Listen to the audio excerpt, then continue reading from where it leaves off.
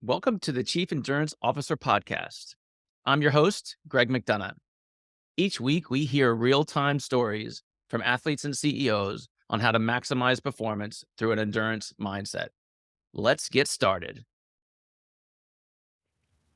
Well, welcome to the show. I am super excited for our guest today. He is a passionate athlete, entrepreneur, leader, former professional cyclist, two-time national champion. He's also built a sports nutrition company recognized as one of the fastest growing food and beverage brands in the United States. Please welcome the CEO and co-founder of Skratch Labs, Ian MacGregor. Ian, it's awesome to have you on the show. Yeah, thanks, Greg. I feel a little blush. Quite the intro. Thank you. Well, the intro is warranted because, as we were just talking off air, like your product has been in my bottles and in my sports cage for a long, long time now. And I think it was a friend of a friend that introduced me to Skratch, and it's been a game changer. So thank you, and we'll bore the audience with that later. But before we jump into that, Ian, I would love to know how your endurance mindset has impacted your life unexpectedly. Yeah, thanks, Greg. I've been thinking about this a little bit, and I think all the cliches of what an endurance mindset is are true, and I don't want to skip past those. But when you think about goal setting, when you think about the ability to delay gratification, I think especially inside the circle of endurance athletes, right? There's this sort of like insider joke knowledge that like suffering is your baseline. And don't get me wrong, I think those things are all real superpowers. But sort of like reflecting back, right? On maybe even 3.5 decades of being an athlete. I think the piece that for me sort of feels like the strongest thread through all of it is this idea of being self-directed or self-motivated. And maybe just to elaborate for a second, what I mean by that is, I think in traditional school-based sports, accountability and training sort of come as part of the sport itself, right? Your coach sets you up, your teammates are there, you're working out together, so on and so forth. And I'm not saying that that's a bad thing. I mean, 2 days in football are hellish, absolutely. But I think that even if you're running high school or cross country at a high level, you can't just show up in September, do the training, and expect to be good. Like you actually have to have been self-motivated through the whole summer. And you have to be self-motivated in terms of what you're eating, what you're drinking, how you're sleeping, all those things. And so, yeah, I would say that that ability that I think can be learned, right, to be self-directed. Um, yeah, I think that you develop the ability to be self-accountable, to self-motivate, and man, that can be powerful when you apply it to other parts of your life. Yeah, absolutely. And before we dive into that, Ian, I would be curious, when did the self-directed self-motivation kick in for you? Like you think about from your earliest childhood memories until now, at some Yeah. point, something clicked and it allowed you to become a professional athlete. It allowed you to become an entrepreneur. But is there some portion, some part of your life that you're like, you know what, on this day at that time, and this person said something. When Yeah. did that self-recognition happen for you? Yeah, I know exactly when it happened, and this is something that I'm certainly willing to share. I don't want to be too long-winded about it, but for me, unfortunately, it was a highly dysfunctional situation that happened when I was about 10 years old, and my mother, we had a rollover car accident with our whole family, and my mom. Had a brain injury, and that brain injury at first we thought was fine, no big deal. So this is back in the early '90s, but it turned out that it was a big problem, and she had to learn how to talk. She had to learn how to function. Mm. And there was a 2.5 to 3 year period where she was in intense therapy, wasn't able to work. And my version of that, right? Not to take anything away from my mother, but my version of that as a 10-year-old was really to figure out, why I was feeling like I was abandoned. To figure out how I could get attention, right? And what I did is I developed my functional response in this dysfunctional situation was an extreme and extraordinary amount of independence. And I fell into sport. And for me at that time, it was ski racing, alpine ski racing. And I did it because I could be accountable to myself. I didn't Mhm. necessarily have teammates that I had to count on. Practice was up to me, training was up to me, blah, blah, blah. And, again, sort of like looking back and through a lot of therapy, it built me some really powerful tools. Those tools had a shadow side, no doubt. Thank you for sharing that. And it sounds like everything's okay since then. Yeah, for the most part. I mean, she's in her mid 70s now, and certainly there are some lingering symptoms and challenges. But yeah, she's had a wonderful life, and I expect hope, for many more years. So yeah, Yeah. thanks, mom. Yeah, right. And there's so many moms who are out there listening to us today, and thank you for who you are and what you do. I just celebrated my mother's like 81st birthday a few weeks ago, and Awesome. Yeah. the it's incredible the impact as parents have on their children. Um, but I can't even imagine at age 10, like going from what you felt was a normal sort of childhood to having that traumatic event, and then that sort of focuses you going forward. Um, so from alpine skiing to professional cycling, how did that journey happen? Yeah, I mean, the short version is that while I loved ski racing, still do, yeah, more than anything, I wasn't that good at it. And certainly there's some funny jokes, right? Part of it is that I'm not that big. I think most good ski racers are 80 or 100 pounds heavier than I am. But as I was getting towards the end of high school, my goal was to ski for a Division 1 school, and there's a point system in ski racing that's very clear about how good you are or not, right? It's sort of less obtuse than a lot of these endurance sports, particularly runs that aren't always on the same course, if you will. And I wasn't able to make the team. And Mm. I fell into cycling. I had a coach who was helping me with cross training and a lot of weightlifting and some of the other sort of pieces you have to do in ski racing to be able to, put down those minute and a half, 2 minute long runs. And he got me on a bike. And unlike skiing, where I had spent, the last 8 years of my life fully devoted to it, to a level that frankly was unhealthy, right? I mean, again, you can sort of see that now. I was really good right away at pedaling a bicycle. And, I think that I had learned a lot of lessons in sport that I was able to take right into that. And so, almost immediately as an 18-year-old, which is when I, first picked up a bike and showed up at a race, was off to the running. So we're middle of, I guess, the early stages of the Tour de France, and Yeah. it's always fascinating to me to watch sports from sort of participant perspective versus a former athlete perspective. Like I watched the Tour de France, and there's so much technically going on, from nutrition to timing to how the team's put together. And to me, it just looks like a bunch of guys going for a bike ride. Right? Yeah. But I would suspect for you and others who have been in the sport really deeply, it's a different experience. I'd love for you, Ian, to reflect on that. Like, do you geek out about this time of year when you see the coverage on TV? Give me a sense of Yeah. what it's like from your perspective. So, I mean, I got to go back to answer that real quick. So, when I was 26, 27, I had been racing professionally for 7 years at that point, and I developed an arterial problem. It's called iliac endofibrosis, and the lay terms of it is essentially my iliac artery in my left leg kinks, almost like a garden hose was kink. And so here I was, sort of humming along. Thought I was a big deal. I wasn't. Sort of, big fish, small pond type of thing. But certainly my whole identity was wrapped up into, being a cyclist.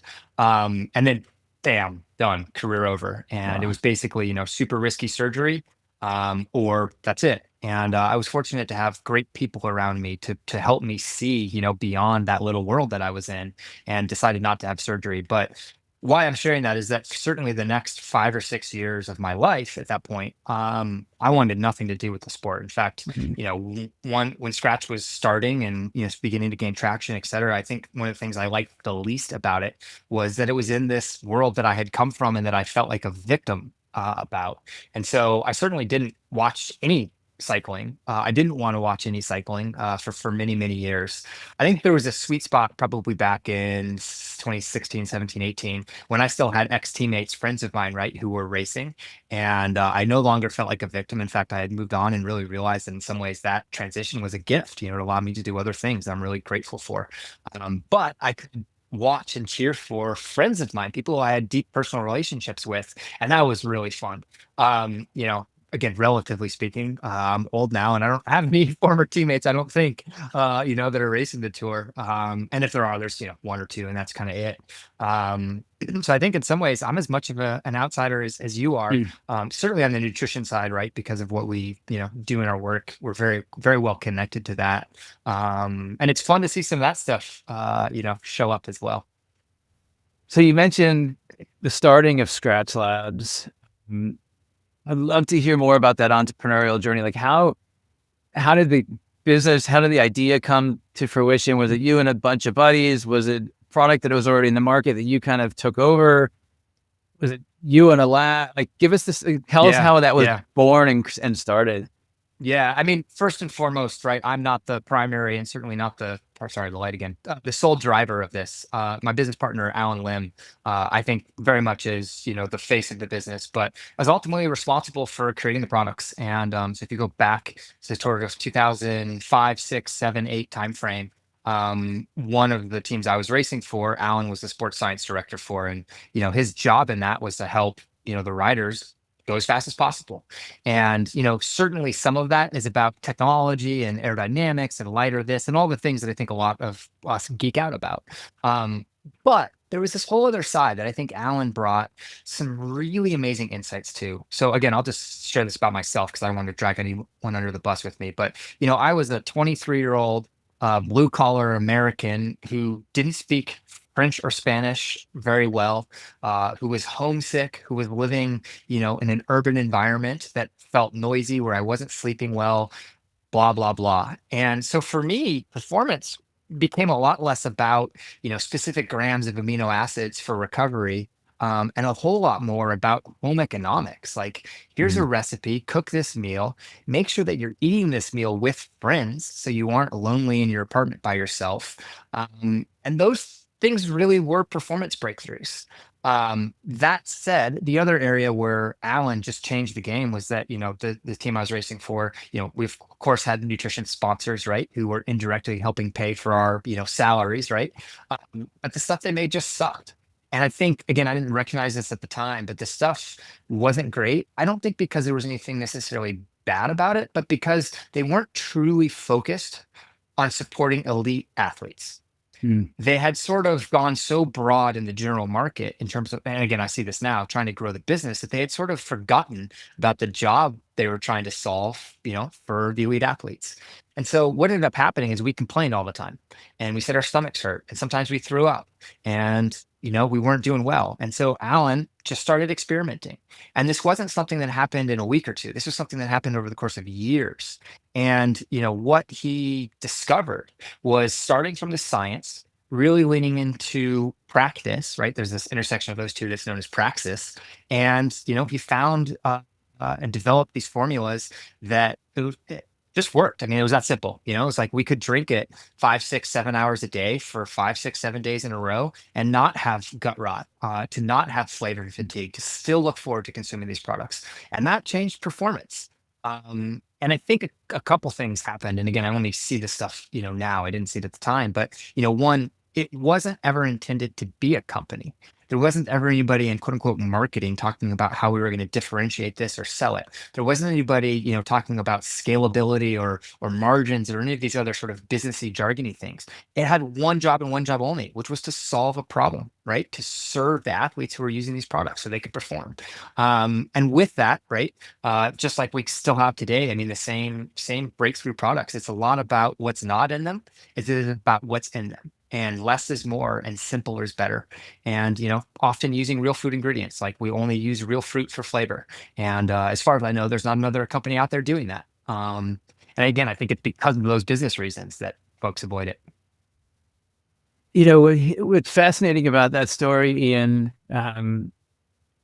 is you built the product that you needed to solve your problem, and then it developed into a business, right? It was a Absolutely. very specific challenge that you and your team was having that Alan figured out a way to solve.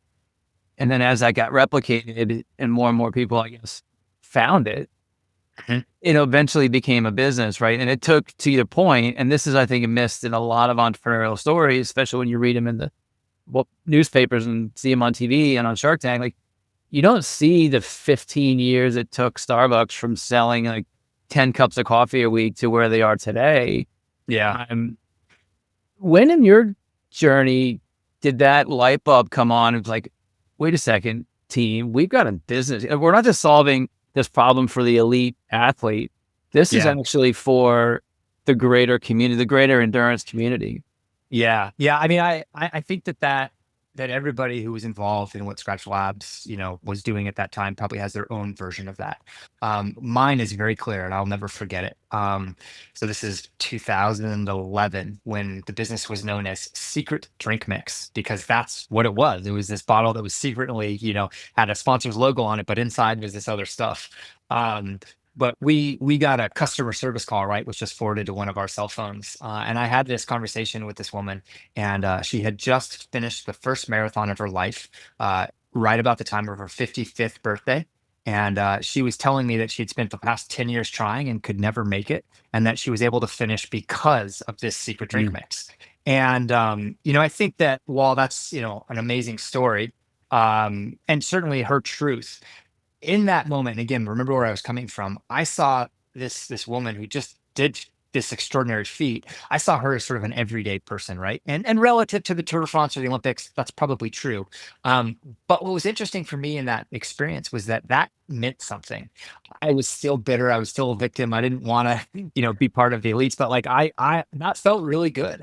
I love the idea of helping, this woman and folks like her, achieve a goal that they've been working on for 10 years. The idea that we can be part of the best part of someone's day, that's meaningful. And so while from a financial perspective, the business, was nothing at that moment, there was a meaning and a why behind that resonated for me, that I was like, this is it. Like, this is a chance to have an impact. This is a way we can help people. That's awesome. What's resonating with me is being part of the best part of somebody's day, like just being a part of that and Yeah. having a contribution. Um, and it's true. Like, her story echoes my story. When I found Scratch, it's changed my performance. It's changed my GI issues. You name it. Um, so let's go to the other side of talking about running a national brand, right? It's not Yeah. just you and the team sort of coming up with the secret drink mix anymore. This is logos and sponsorships and athletes, and it's a sizable business. Um, what has been unexpected in that journey for you of running Mm. an organization? Because I find that entrepreneurs have this great journey where it's like, I'm really good at this, and these people want it. Yeah. So I'm going to sell it to them. And next thing you know, Yeah. you're managing payroll and you're worrying about accounts receivable and you're doing all these things that you didn't really want to do. Yeah. Um, have you ever come to that point of like, wait, I'm too focused on running a business and less about like Yeah. getting my fingers into the products? Yeah. Well, I mean, I love that side of things. In fact, whether people believe this or not, I mean, the honest truth for me is that I am much more in love, with being part of a business, running a business, whatever you want to call it, and the team that we have than I ever was as a quote Mm. unquote professional cyclist.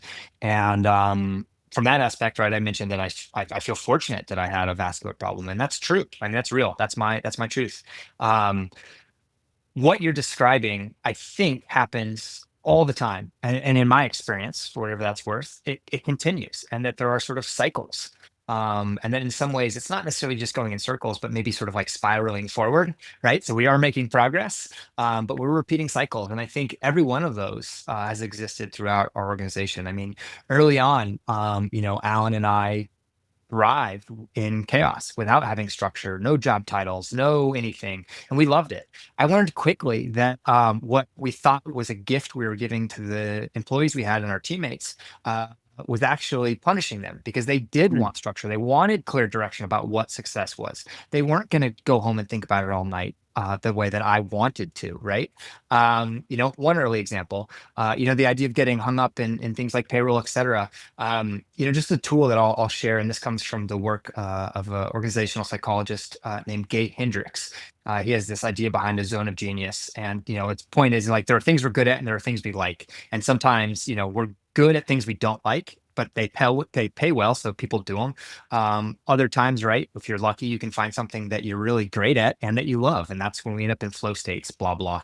Um, I think something I have learned that still blows my mind every time I experience it, which is probably every day, is even the stuff that we don't love doing, there are people out there who love it. And, Mm. just picking up on the example you shared, right? We have a couple folks on our accounting finance side, I guess three in our business, and they're so good at what they do, and they are so energized by it. And so I, as a leader, have spent an enormous amount of time, fortunately, being able to figure out what I like doing and what I'm good at, try and be honest and get feedback about the stuff, that we're not good at, and then get that stuff off your plate. Get somebody else who at the very least is better at it, but also hopefully also enjoys it more. And organizational design, gosh, I could work on that every day. Yeah, like your energy picked up when you started talking about organizational design and leadership. And you're right. Like getting your debits and credits right gets people excited. Like if you Mhm. want things in a box, that's the right type of person to have for that function. Um, on a little side note, as a leader, where do you get your support, your training, your curiosity? Like, is there other resources that you read or books that you hone to that kind of keep you sharp?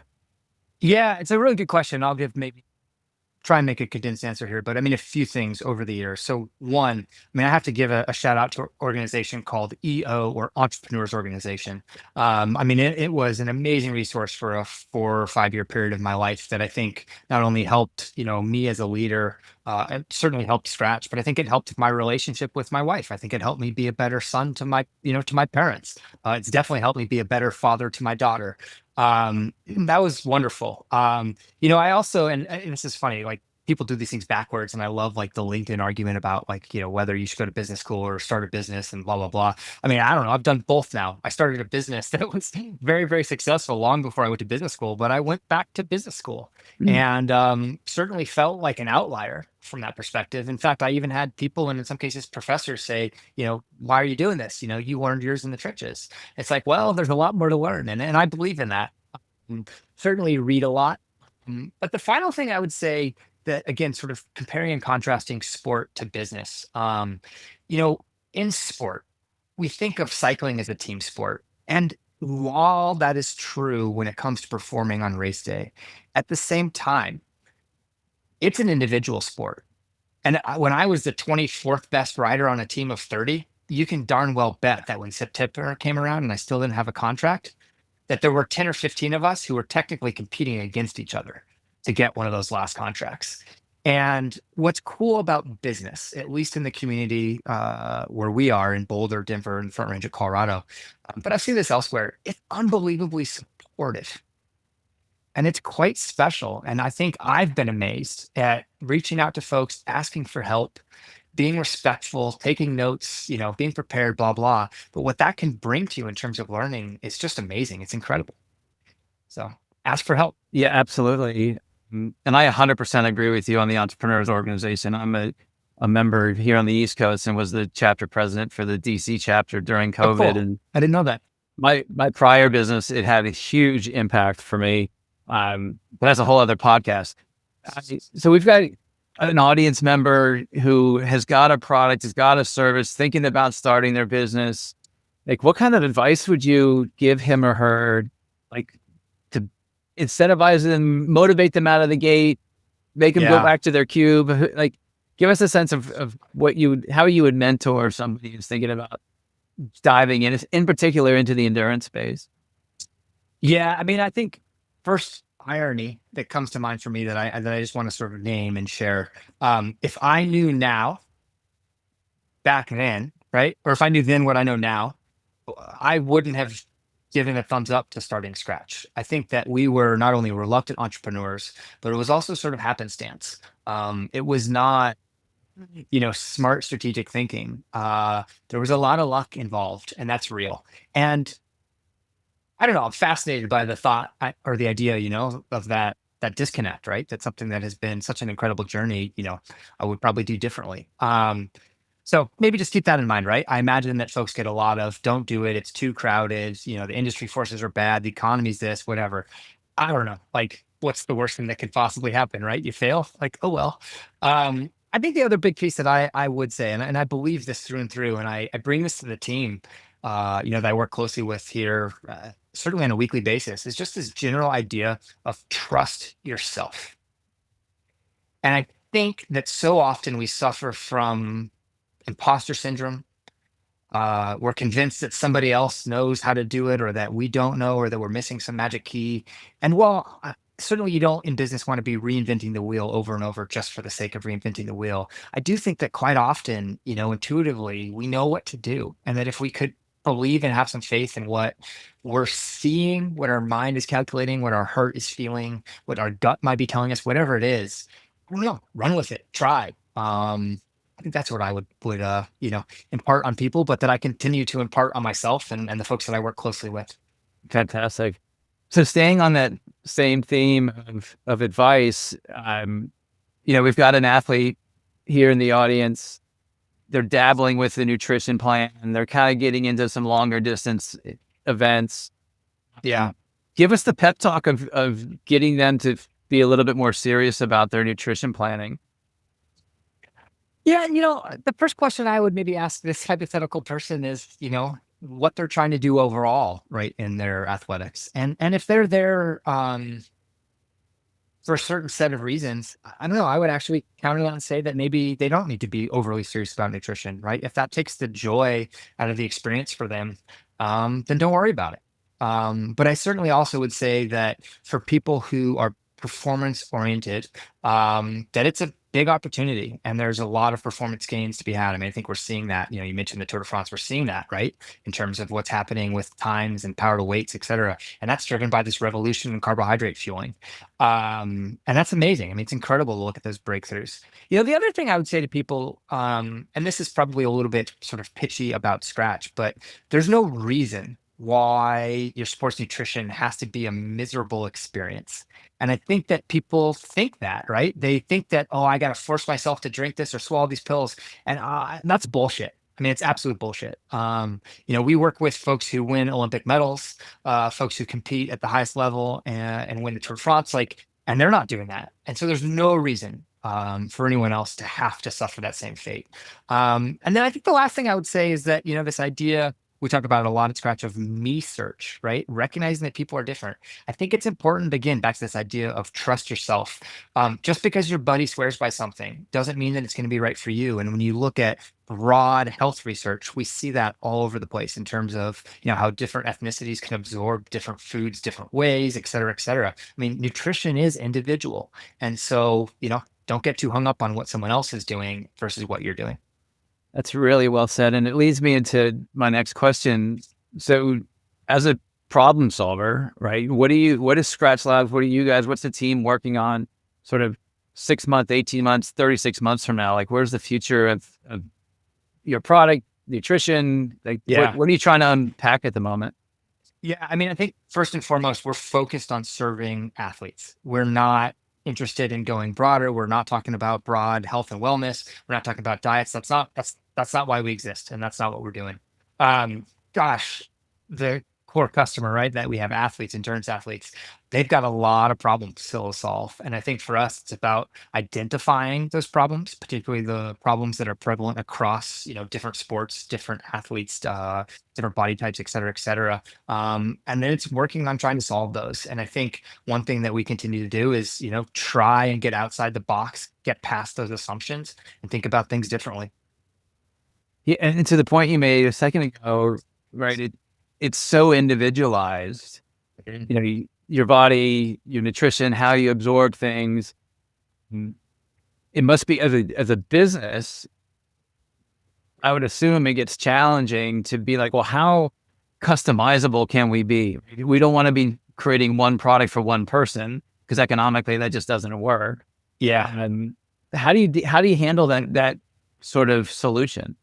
Yeah. Well, I can give you a little bit of a sneak preview. We've got a new product coming out in about a month that is an electrolyte booster. And what it enables people to do is, with our other drink mixes, or frankly, if you're using somebody else's, to use this product and really customize, in particular, the sodium amount that you're getting. And it's all about the sodium concentrations that you're getting, right, over a volume of fluid.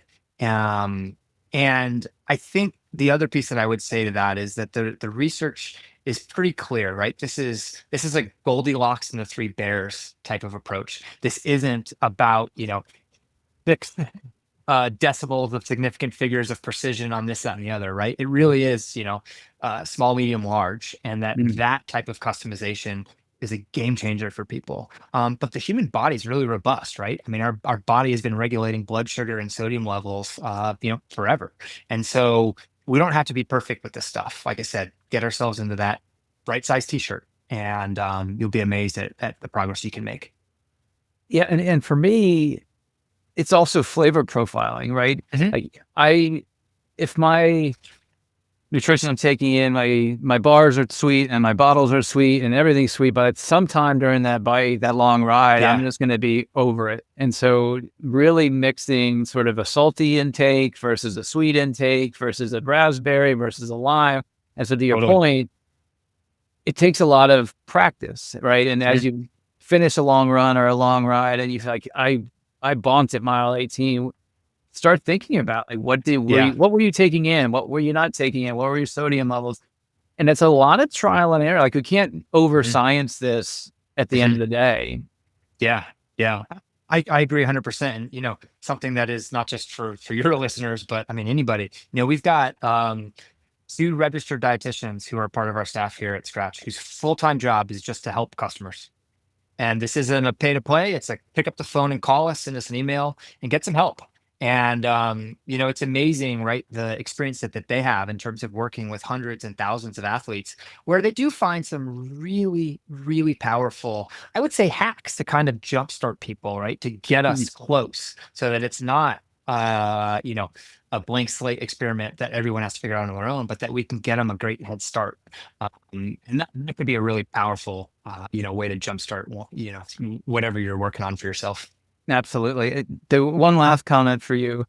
I was playing around on your website today and under recipes, I clicked that and I thought it was going to be like put 3 scoops of this and 2 scoops of that, and half Yeah. a scoop of this, and kind of come up with this new bottle combination. But it wasn't. It was real food. And there was one, a cucumber recipe that had your, was it ginger and lime drink mix in it. And my mind was blown that, hey, you can actually put some of this product into food, like your Yeah. regular everyday food, to sort of Yeah. change the flavor profile on that. Any favorites that you kind of throw in your products into on top of your hamburger or like Yeah. in your bottle of beer? I don't know. Any life hacks that you use? Yeah, something that a lot of folks I don't know necessarily always connect the dots on, but I mean, at Scratch, we've got a handful of parts of the business. One is, we've got this set of products that certainly, are on the shelves at your local running shop, your local bike shop, whatever it may be. But we've also got 3 cookbooks that were co-written by Alan Lim and then Chef Bijou Thomas. And Bijou was a chef, back to the same pro cycling story, right? Was literally cooking in a team van, right, at the Tour de France, right? And that's how we were recovering after these races. And they co-wrote these 3 cookbooks together. And they're filled with dozens and dozens of recipes. In some cases, it's how to make your own on-the-go energy bars and fuel. And in other cases, it's about recovery. So we've got those for you. And if you don't want to buy them, you can get them for free from the library. And if that doesn't work, a bunch of the recipes are on our website. But we've also got a restaurant in Boulder, Colorado. And I think, one thing we found was that we were spending so much time with our team supporting athletes, in the field. And what we were getting so back from so many customers is like, how can I get this kind of support? And what's amazing now is that folks who obviously have to come to Boulder, but if you come to Boulder and you want to do a huge training block, you can show up at our restaurant and we will fuel you beforehand. You can come back and get recovery right afterwards. And you can even get fresh made snacks to, use during your activity, right? Whether that's a run, a Wow. hike, a ride, whatever it is, to fuel you on the go. I mean, you literally have, what pro cyclists and elite iron men athletes, et cetera, have, right? For their biggest training camps. Like you can get that from us here in Boulder. Dude, that's awesome. All right. Now I got to book a flight to Boulder. Hey, Greg. So I've listened to, a few dozen of your shows, and I think you've got this great question that you ask folks about, right? What have they sort of learned unexpectedly from an endurance mindset? That I think often people sort of take as how has an endurance mindset served them in their lives.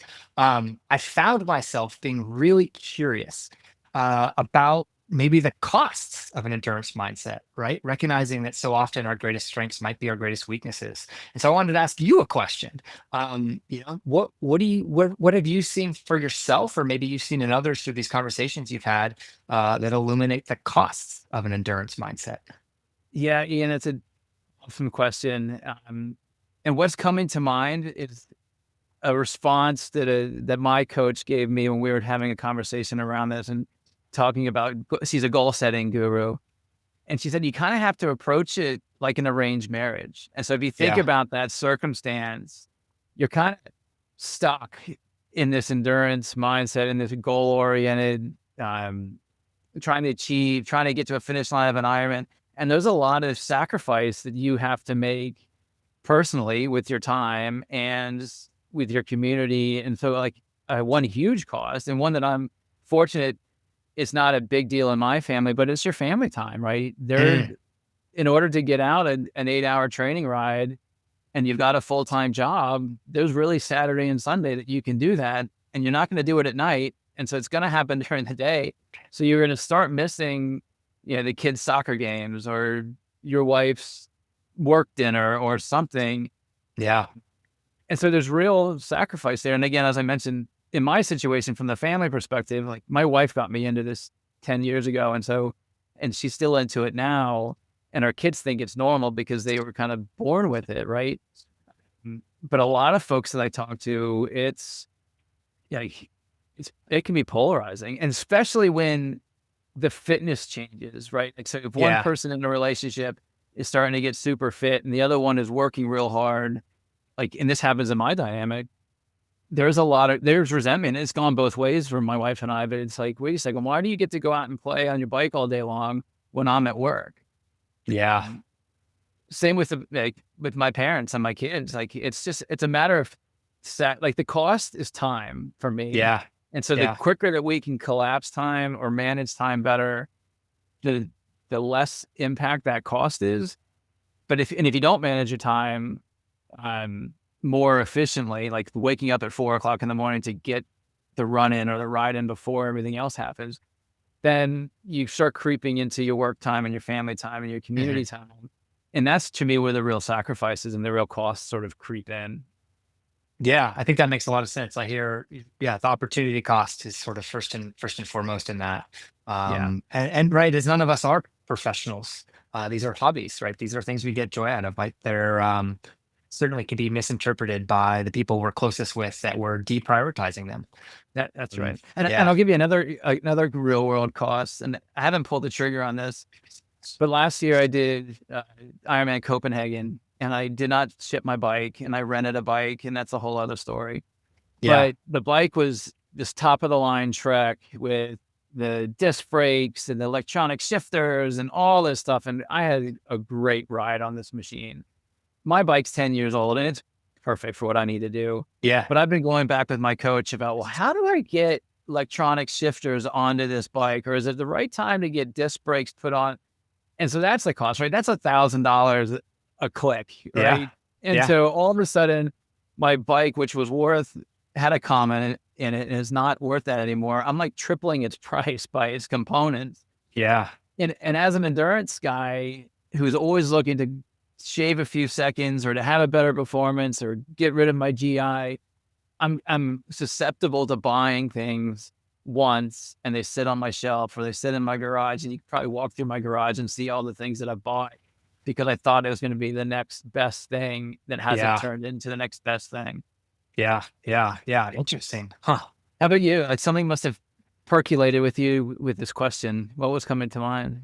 I think again, the place that I sort of have been playing lately, right? The sandbox I've been in has been really about in an organization, right? And the teamwork that exists within that organization. And I think something I've experienced in myself is that some of the superpowers that I brought maybe had some damage at some point, and got so afraid of using them that I fully stopped. I backed all the way away, Mm. and have learned, right, that that was an over response. Um, and I think something I've seen both for myself, but also friends who retired, or in athletes or ex-athletes, right, that we've hired into Scratch. There's a lot of the cliche of, it's all about the goal, it's all about the finish line, and I'm going to sort of put blinders on to everything else. And, once I get there, then I'll be happy. And, maybe that's possible for some people. It's certainly not possible for me. And I feel really grateful for the chance to have learned some of these lessons, first as a ski racer, to then be able to apply them as a cyclist. And honestly, now to bring some of those lessons into business. And I think that's something that Alan and I both share in common, is that, we were in that trap for me for about a decade, and for him for a couple of decades of our lives. And yeah, it's not that fulfilling. You're not gonna, yeah, life doesn't magically get better when you cross that finish line, whether you're first or last. And again, total cliche, but like it does, it has to be about the journey. The other thing that I think about a lot is this sort of balance, and I mean that because I think it goes both ways, but sort of like striving, and contentedness, and those are intention. And I don't have the answers, but certainly something that I continue to think about, to struggle with and to work on. Yeah, it's what came to mind when you were saying that is that concept of the third mountain, right? You get Hmm. to a peak of the mountain and you look up and there's another one. And then you get to the second one. You think, well, once I get to that peak, I'm going to be happy. And you get to that, or happier, or whatever, however Yeah, you define happiness. yeah. And you get to the next peak and you're like, oh, well, there's another mountain. There's another. So to your point, it's really about the journey up and down the mountains Hmm. versus getting, and one of the concepts I've come up over my years of doing these races is really the finish line for me is the starting line of the next race, right? Yeah, And I don't like, I have that 10, 15 minutes worth of emotion, the crying, the hugging with the family, feeling proud. But now it's like, okay, let's start, let's start working on recovery. Let's get home. Let's yeah. kind of recharge the batteries, and then let's start looking forward. And I find the time in between that journey is critical and is the Mhm. most fulfilling out of the entire sort of process. Yeah, yeah, yeah. That's a cool insight. How do you give yourself that freedom or that leash, whether it's literally 15 minutes or whether it's a couple weeks? How do you reset that without just maybe staying stuck in the cycle of nonstop training? So for me, I usually race August, September timeframe because it gives me the summer to really get the training time in. And Yeah. then I'll be pretty low key until Thanksgiving. And what ticks for me is the turkey trot. It's the Mm, turkey trot with my wife and our kids, the little 5K. To me, that's the starting of the training ramp. Like I'm already thinking about next year's yeah, race or yeah. races, but what starts the training cycle is the turkey trot. And it's like Mm, that every year. Now, my coach yeah, this year, he's trying to put a fourth quarter race on my calendar, which I'm sure we will do. Cause he's like, let's not lose where you are. yeah, yeah. Um, but to the point, Mm, if you don't have that recovery, especially the mental recovery, um, you just, yeah. and that's another cost to your question is injury, right? Like Mm, eventually you can get so much endurance, it kind of turns into stupid endurance or stupid grit. And you pick up a calf injury and you're like, oh, I still can run that 15 miles, even though, and you're hobbling at the end. And next thing you know, you're on the mhm. couch for 3 months. So that's another cost of this endurance mindset. Yeah, totally. Well said. Thanks for sharing. Appreciate it. Great question. Ian, audience member wants to get in touch with you. What's the best way for them to get in touch with you? Yeah, I think LinkedIn is the easiest. There's less spam on there than there is in our inboxes.